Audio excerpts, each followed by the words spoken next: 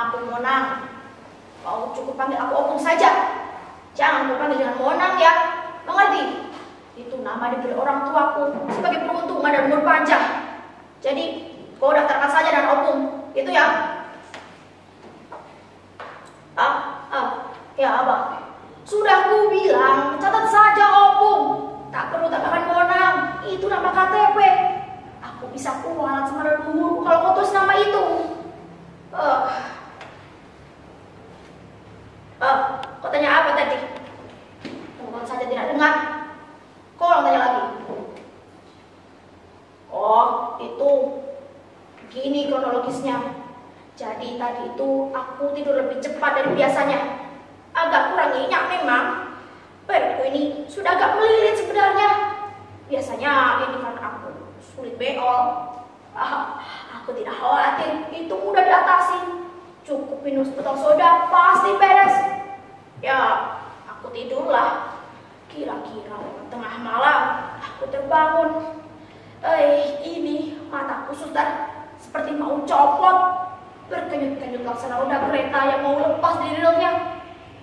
Sudah begitu, ini kepalaku seperti dipukul-pukul palu godam. Sakit dan berat.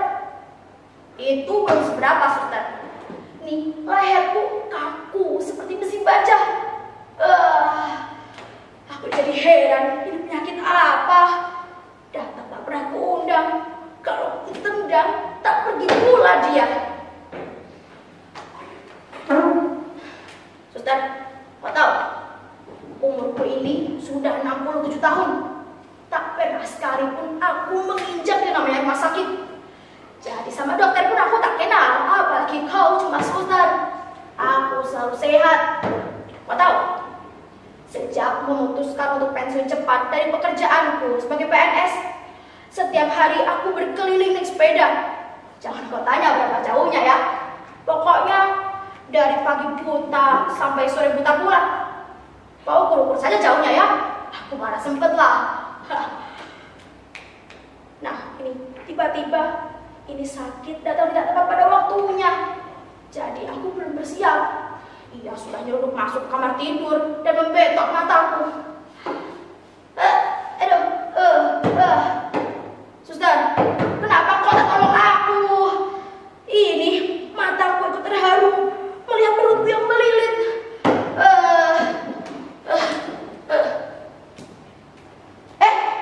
Kau harus hati-hati anak muda. Ini perut seperti ditusuk-tusuk jeruji besi rasanya. Kau maafkan aku ini.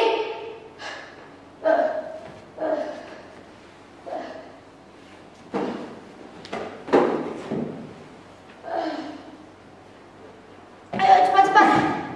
Kau ambilkan ember. Aku mau muntah ini.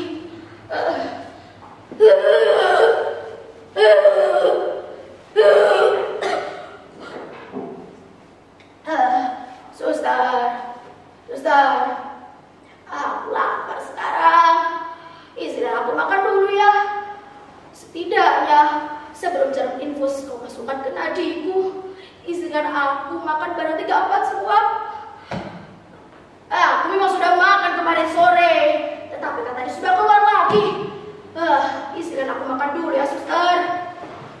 Ngomong-ngomong, ini dokter di mana? Dokter.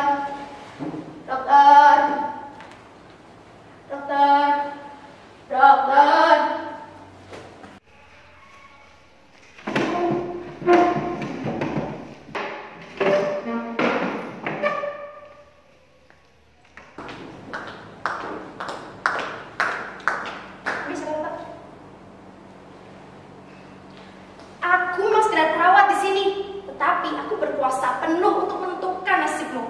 Camkan itu. Mana mungkin kau bisa bayar di UGD ini? Masa ditanya nama saja tidak menyahut? Kan semua orang punya nama, karena pasti punya KTP kan? Aku belum tanya kau soal siapa yang menanggung nanti kalau pengobatan ini diberikan kepadamu. Sana, tanyakan pada penonton. Mana ada sih rumah sakit terbaik dengan dokter-dokter dan suster terbaik yang gratis? Nggak ada kan? Nggak ada kan penonton? Tuh, semua jawab nggak ada. Nah, aku ini tak tahu tiba-tiba nyeruduk saja masuk UGD. Memangnya ini PD babu apa? Meski ini namanya unit gawat darurat, tempat ini juga punya prosedur untuk membantu. Pertama, aku harus tahu dong kau siapa, dari mana asalmu, penduduk sah atau liar, pekerjaanmu apa. Kedua, siapa orang tuamu, bagaimana kemampuan ekonomi keluargamu. Dan yang ketiga, siapa yang akan menjamin selama kau dirawat di sini. Jadi, prosedur tetap alias pertap itu harus kau penuhi dulu ya, baru minta perawatan.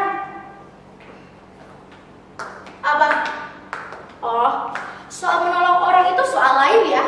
Rumah sakit ini bukan lembaga sosial. Ini jelas dalam akte pendiriannya sebagai lembaga bisnis. Siapa bilang tidak boleh cari untung dari orang sakit? Asal tidak mendoakan orang sakit kan tetap halal. Salah sendiri kan kalau sakit. Pengobatan itu butuh biaya dong. Jangankan orang, gedung dan seluruh fasilitas medis di sini itu juga butuh biaya perawatan dong. Jadi meski aku ini bukan pemilik, aku diberi wewenang untuk menyeleksi pasien-pasien mana yang bisa dirawat di sini dan mana yang tidak. Bahkan sampai dokternya pun aku yang menentukan. Kalau ada dokter-dokter yang sok sosial gitu, aku tidak akan terima. Itu pemborosan anggaran. Kau pikir mengapa banyak rumah sakit bisa bertahan sampai ratusan tahun? Jelas itu karena pasiennya membayar cukup untuk pengobatannya. Jangan terlalu berharap pada subsidi pemerintah. Mana mungkin rumah sakit seperti ini disubsidi. Lagian BPJS saja bisa tersendat sampai bertahun-tahun. Dan itu jumlahnya tidak kecil loh, bisa sampai ratusan miliar. Oke, sekarang aku tanya sekali lagi.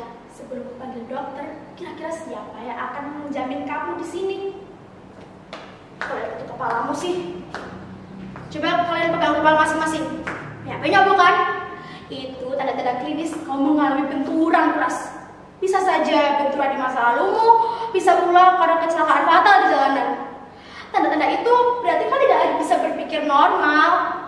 Di dalam cakar kepalamu itu otak mengalami gegar sehingga tidak bisa bekerja secara waras. Jelas itu butuh perawatan yang mahal dan berbulan-bulan. Apa kau siap menanggungnya? Kalau kau siap, aku akan beberkan tahapan tindakan medisnya. Pertama, kau harus menjalani MRI alias Magnetic Resonance Imaging, sebuah tindakan radiografi untuk mengetahui kondisi pembuluh darah dan syaraf-syaraf di kepalamu itu.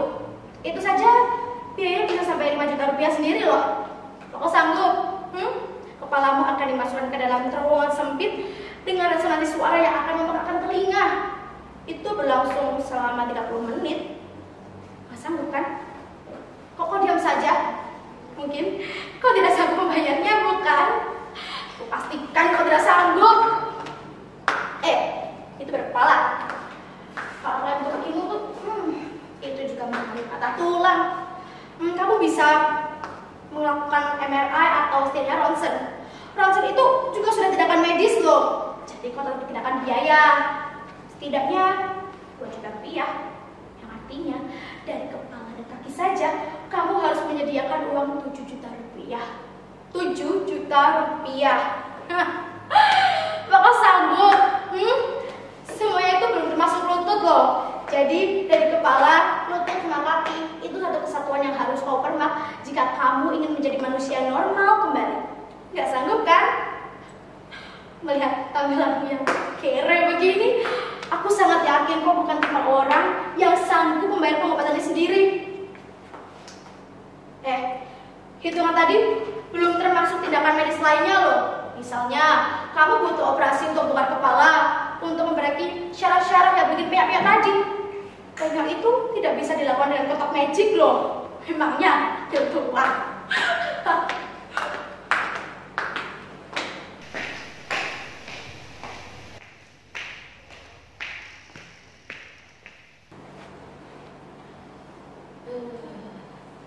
Dokter, ini kepala saya bisa jadi begini, kenapa ini? Perawat tadi bilang penyok-penyok. Apa iya sih? Saya cuma gelandangan yang iseng cari makan di pinggir rel. Mungkin karena perut keroncongan sejak 2 hari ini. Telinga tidak mau kerja sama. Ditambah otak tidak mampu menalar klakson peringatan dari masinis. Jadi itu kereta tetap melaju, walau saya terkapar di batu-batu pinggir rel. Sebagai orang kecil saya tidak mengerti mengapa kereta terus melaju walau telah menabrak diri seperti saya ini. Saudara tahu, kereta itu sekarang menjadi musuh orang kecil justru setelah bernama komuter lain dan MRT. Perasaan dulu ketika masih diberi nama KRL, saya bebas saja bolak-balik rangkas pintu Tanah Abang, tidak perlu bayar, tinggal kuat-kuatan gelantungan, atau kalau lebih kuat bisa langsung naik atap gerbong. Itu lebih aman dari rasakan dompet. Tahu-tahu nih, saya sekarang ada di sini di rumah sakit gendongan. Rumah sakit semacam ini justru membuat saya merasa pusing. Bukan saja soal ongkosnya yang tidak mungkin saya bayar, tapi ini terlalu bersih dan dingin. Bersih dan dingin itu sering membuat saya sesak napas.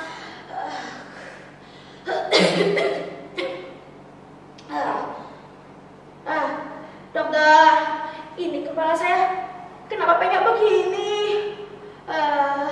Dokter, saya ini hanya kere, dok. Tapi saya juga masih manusia biasa. Saya pernah mendapat pelayanan kesembuhan di sini. Suster, saya pastikan tidak bakal bisa bayar ongkos pengobatan di sini. Saya juga tidak bisa dibawa ke sini kok.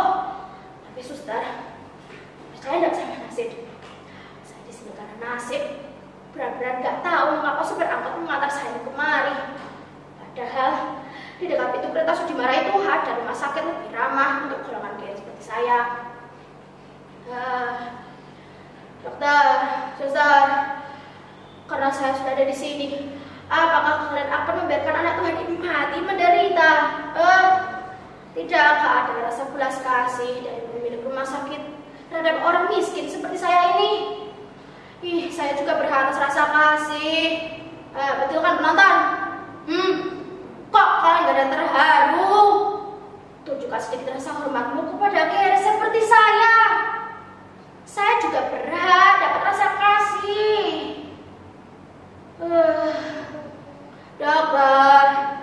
Dokter, selamatkan saya. Saya takut menghadapi laci-laci di ruang jenazah yang mewah itu. Dokter, saya ini hanya orang kere. Biar saja mati di pinggir itu jauh lebih baik bagi saya. Jangan membuat saya kesepian. Dokter,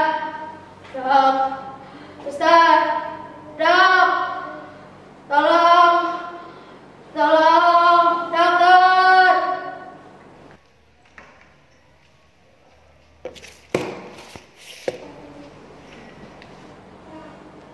Buyung, kau dengar tadi berita di sini? Aku dengar tadi ada yang tidak panggil dokter. Jelang pagi tadi aku sudah minta kalau itu dokter Ali. Aku tak mau. Penyakit stroke ini menyergapku diam-diam. Apalah guna hidup kau badan mati separuh. Tak kudalah. Sebabnya aku rajin bersepeda. Di situ kau akan tahu warna-warni kehidupan. Suster, kau dengar tadi keluhan pasien sebelahku? Suster, aku tak mau kau begitu galak kepada pasien miskin. Ini rumah sakit memanglah partikelir. Kau boleh ambil untung serba sedikit. Bukan berarti kau abai pada orang-orang miskin yang butuh kesembuhan. Kemiskinan sudah membuatnya menderita. Jangan kau tambah-tambah dengan omelanmu itu ya. Aku tadi dengar apa yang kau omelkan. Aku juga dengar pasien tadi ketakutan mendengar omelanmu. Rumah sakit ini buat siapa saja. Kau setuju? Kalau kau setuju dan pasien memang harus bayar, kan kau bisa atur. Misalnya, kau terapkan sistem subsidi silang yang kuat mensubsidi yang lemah. Kalau kau naik pesawat nih, ada tiket murah, ada tiket mahal. Tapi kalian tetap satu pesawat, bukan? Suster, sini kau. Suster, aku memang tidak banyak punya uang, tetapi aku masih menyisakan rasa kasihku untuk orang-orang terbuang seperti pasienmu itu hari ini. Aku tak perlu kenal dia, tak perlu tanya KTP-nya, orang tuanya, asal-usulnya. Bahkan tanya siapa istrinya. Yang ku tahu, dia diantar supir angkot beberapa saat setelah aku masuk GD ini kan. Walau aku obung-obung begini, tapi aku masih waras. Masih mudah mengingat orang susah. Ustaz, hari ini sakitku tak seberapa. Cuma sakit mahku yang kumat kan? Itu biasa, sakitnya orang sibuk. Walau aku sudah pensiun, jangan kau kira kesibukanku berkurang ya. Ustaz, sekarang aku ini sakit-sakit ringan lah. Tapi bukan berarti Tuhan tidak mungkin kasih sakit yang lebih berat. Mungkin saja kau masukkan tagihan pasien itu ke dalam tagihanku, biar nanti diurus oleh anak-anakku. Ya. Kasih tahu dokter, tolong kerjakan dengan rapi, jangan asal-asalan. Ini menyangkut nyawa manusia, bukan sekedar mobil rongsokan. Ya, kau dengar itu?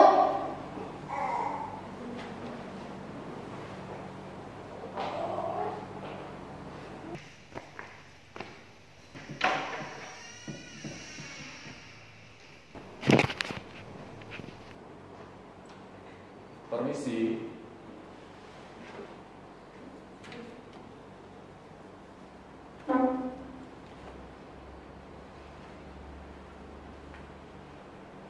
Apa benar Anda dengan aku Monang?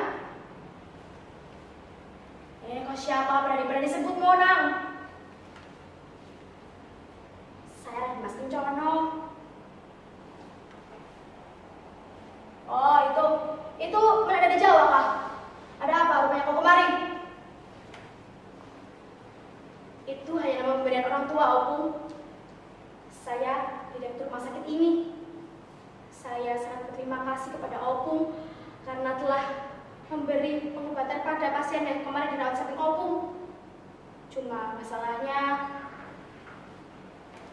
apalagi aku sudah bilang, masukkan saja tagihan pasien itu ke dalam tagihanku. Ini bukan soal mencari pahala loh Pak Direktur Raden. Aku cuma ingin ia mendapatkan kesembuhan kembali. Aku paham, dia juga pasti punya keluarga dan ada anak-anak dan istri yang membutuhkannya. Saya kira Pak Direktur Raden juga pasti setuju kalau laki-laki memang harus mencari rezeki. Kalau perlu jauh-jauhnya bukan? Oh ya, tolong sampaikan kepada sustermu itu ya. Jangan pernah ia menghina orang, apalagi meremehkannya. Siapapun dia, miskin atau kaya itu sama saja di mata Tuhan. Nyawa ini pinjaman. Kapanpun beliau berkehendak, saat itu pula nyawaku dimintanya kembali. Cukup. Aku tahu maksud Bapak Direktur Raden. Anda meragukan aku, apakah aku mau membayar tagihan pasien itu kan? Tak perlulah ragu. Kalau kau tak percaya, bawa ke sini minta tagihannya. Biar aku bayarkan di sini ya. Kalau Bapak canggung melayani saya, minta yang suster itu tadi ke sini, biar aku kasih ceramah dia. Tapi begini, Opung, saya cuma ingin sampaikan bahwa pasien itu baru saja dinyatakan